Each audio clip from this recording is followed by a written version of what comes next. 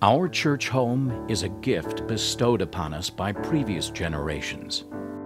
Edward Duffield Neal founded the House of Hope Presbyterian Church in 1855, when St. Paul was a remote territorial capital. When House of Hope merged with the First Presbyterian Church, the enlarged congregation constructed the present magnificent Gothic Revival building on historic Summit Avenue. Since 1914, this sanctuary has anchored a community that gathers to worship, to celebrate, to learn, and to serve. I really enjoy the message that I hear from the pulpit regarding the need to love one another. Sense of family at House of Hope. I know quite a few people here, and I see the same people every week, and it's always nice to reconnect. It's really been a home for us. It's been a sanctuary in times of difficulty. For generations, the Carillon Bell Tower has not only welcomed our congregation, but has also signaled the hospitality of a broader outreach to the world's helpless, hungry, and needy. I like to think sometimes of House of Hope as two different congregations. There's the one that worships here on Sunday morning, but then there's the congregation of community people who come into the building and use our facilities for various meetings and purposes.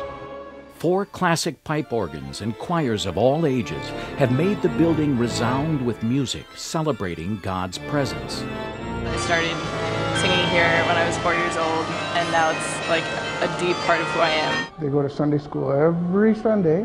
They're all in the church choir, and they sing a lot. An education wing was added in the late 1950s to enhance our mission of fellowship and service. The generosity of earlier benefactors has sustained our spiritual home for nearly a century. The time to renew this gift and ensure its landmark presence for future generations is now. The sense of beauty and reverence is huge at House of Hope, and I would like to see that preserved. Our entire church family has participated in a thoughtful, inclusive, and strategic planning process.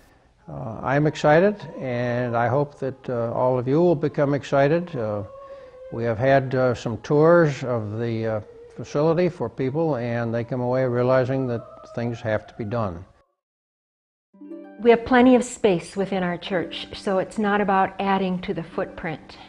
It's about reconfiguring the spaces. It's about modernizing the building so that it's more useful for programs today and for the future. There are many systems that are not properly maintained because we haven't had enough money to do it over the years.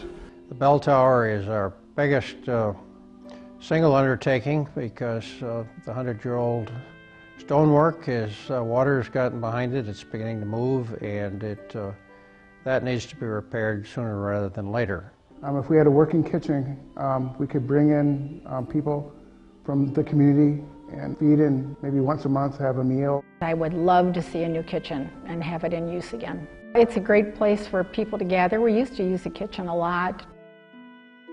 Our universal hope is to make the entire church facility accessible to all.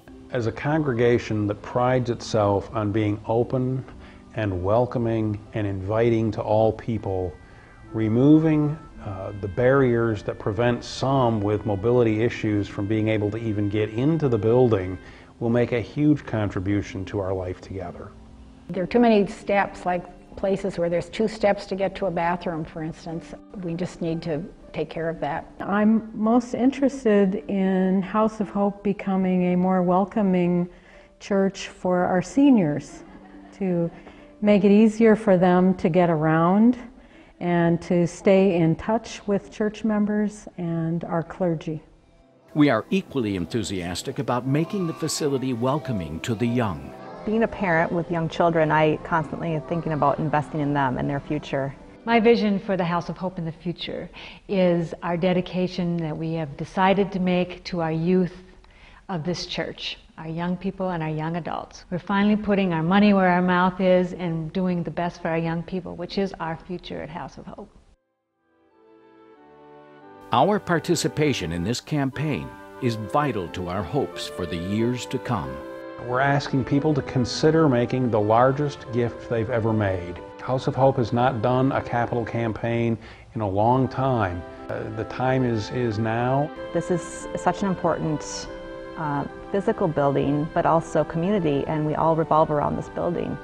And I couldn't speak more proudly about being connected to it, but then also wanting to invest in it. You have to think what feels right, what feels like a gift that you'd really like to make that will make you happy.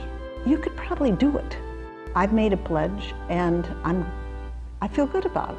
I'm glad for it. When I think about the future of House of Hope, I hope that 150 years from now, people will still be celebrating in this beautiful facility and will be known particularly for their loving care of the community.